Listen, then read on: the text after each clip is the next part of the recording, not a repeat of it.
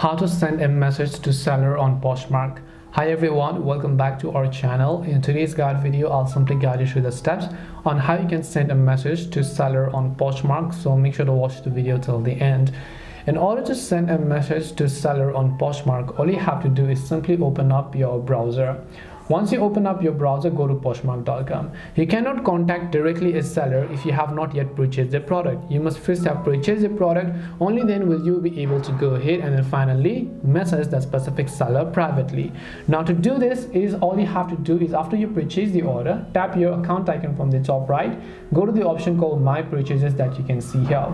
Once you go to the option called My Purchases, you're going to land on this page where you'll be able to see all the items that you've purchased. After you've purchased the item, you'll be able to find the option called Message Seller. When you hit a Message Seller, you should be able to actually message them privately over here.